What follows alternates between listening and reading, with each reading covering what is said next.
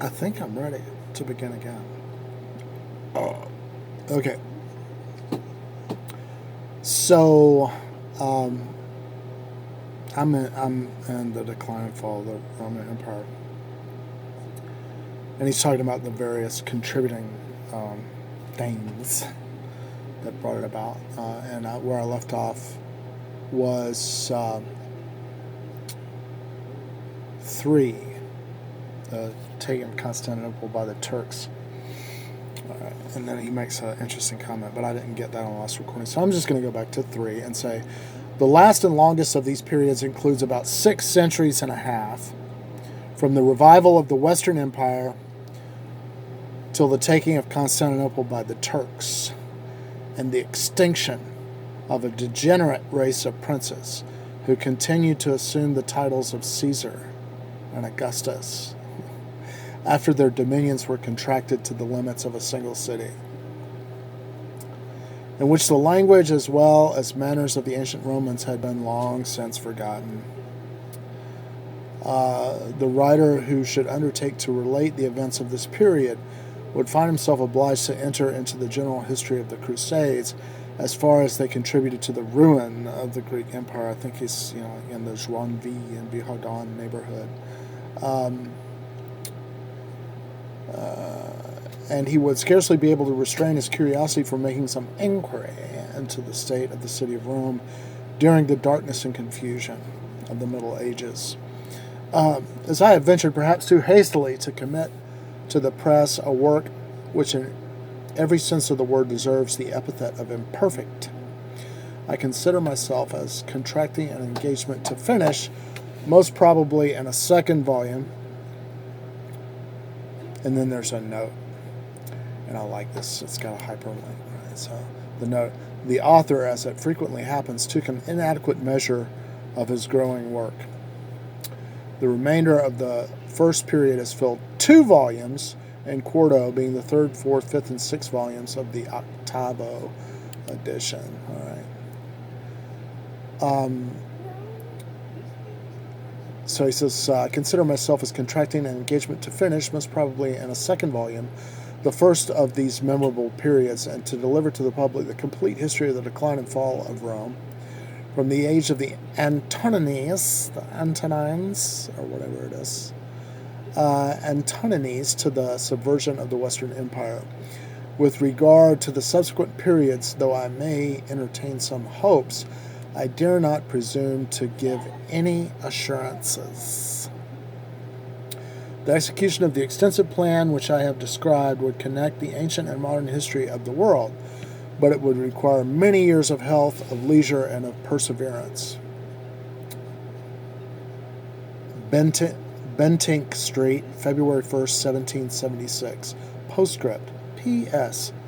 The entire history, which is now published, of the decline and fall of the Roman Empire in the West abundantly discharges my engagements with the public.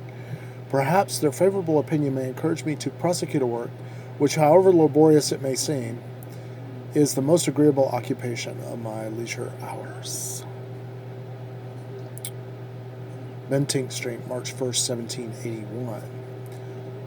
An author easily persuades himself that the public opinion is still favorable to his labors, and I have now embraced the serious resolution of proceeding to the last period of my original design and of the Roman Empire, the taking of Constantinople by the Turks, in the year 1453. So that's the pretty long time. Rome kept going, right? The most patient reader who computes that 3 ponderous volumes have already been employed on the events of 4 centuries may perhaps be alarmed by the long prospect of 900 years. Okay, he's got a note on 3 ponderous volumes, and what is it? The 3 ponderous volumes are the first 6 volumes of the octavo edition. All right. But it is not my intention to expatiate with the same minuteness on the whole series of the Byzantine history. At our entrance into this period, the reign of Justinian, the conquest of the Mohammedans, will deserve and detain our attention. And the last age of Constantinople, the Crusades and the Turks, is connected with the revolutions of modern Europe. From the 7th to the 11th century, the obscure interval will be supplied by a concise narrative of such facts as may still appear either interesting or important. Bentinck Street, March 1st, 1782. Preface to the first volume. Diligence and accuracy are the only merits which an historical writer may ascribe to himself. If any merit indeed can be assumed from the performance of an indispensable duty, I may therefore be allowed to say that I have carefully examined all the original materials that could illustrate the subject which I had undertaken to treat. Should I ever complete the extensive design which has been sketched out in the preface, I might perhaps conclude that with a critical account of the authors consulted during the progress of the whole work, and however such an attempt might incur the censure of ostentation, I am persuaded that it would be susceptible of entertainment as well as information. At present, I shall content myself with a single observation. The biographers who, under the reigns of Diocletian and Constantine, composed or rather compiled the lives of the emperors from Hadrian to the sons of Carus are usually mentioned under the names of Aelius Spartianus, Julius Capitolinus, Aelius Lampridius, Volcatius Gallicanus, Trebellius Pollio, and Flavius Vopiscus. But there is so much perplexity in the titles of the MSS, and so many disputes have arisen among the critics. See Fabricianus.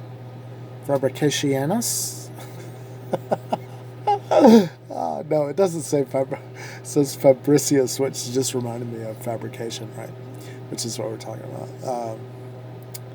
Concerning their number, their names, and their respective property, for the most part, I have quoted them without distinction, under the general and well-known title of the Augustan History.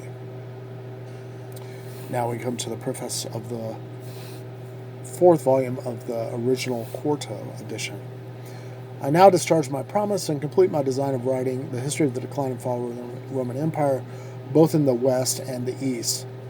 The whole period extends from the age of Trajan, or Trajan if you prefer, and the Antonines, to the taking of Constantinople by Muhammad II, and includes a review of the Crusades and the state of Rome during the Middle Ages. Since the publication of the first volume, 12 years have elapsed, 12 years according to my wish, of health, leisure, and perseverance. I may now congratulate my deliverance from a long and laborious service, and my satisfaction will be pure and perfect if the public favor should be extended to the conclusion of my work. No, you can't. You gotta keep going. No. All right. It was my first intention to have collected under one view the numerous authors of every age and language from whom I have derived the materials of this history, and I am still convinced that the apparent ostentation would be more than compensated by real use. If I have renounced this idea, if I have declined an undertaking which had obtained the approbation of a master artist, and he's got a note here, my excuse may be found in the extreme difficulty of assigning a proper measure to such a catalog. All right, so what does note 4 say? See Dr. Robinson's preface to his History of America. My excuse may be found in the extreme difficulty of assigning a proper measure to such a catalog. A naked list of names and additions would not be satisfactory either to myself or my readers. The characters of the principal authors of the Roman and Byzantine history have been occasionally connected with the events which they describe. A more copious and critical inquiry might indeed deserve, but it would demand an elaborate volume, which might swell by degrees into a general library of historical writers. For the present, I shall content myself with renewing my serious protestation that I have always endeavored to draw from the fountainhead, that my curiosity as well as a sense of duty has always urged me to study the originals and that. If they have sometimes eluded my search, I have carefully marked the secondary evidence on whose faith a passage or a fact were reduced to depend. I shall soon revisit the banks of the Lake of Lausanne,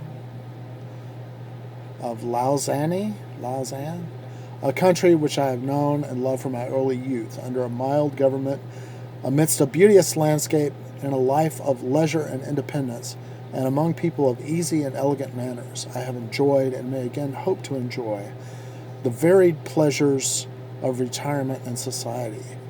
But I shall ever glory in the name and character of an Englishman. I am proud of my birth in a free and enlightened country, and the approbation of that country is the best and most honorable reward of my labors. Really? Were I ambitious of any other patron than the public, I would inscribe this work to a statesman who, in a long and stormy and at length an unfortunate administration, had many political opponents, almost without a personal enemy, who has retained, in his fall from power, many faithful and disinterested friends, and who, under the pressure of severe infirmity, enjoys the lively vigor of his mind and the felicity of his incomparable temper. Lord North will permit me to express the feelings of friendship in the language of truth, but even truth and friendship should be silent if he still dispensed the favors of the crown. Okay, so it's coming up on 12 minutes here. And I'm just, as a matter of test, I'm going to go ahead and fire this off here.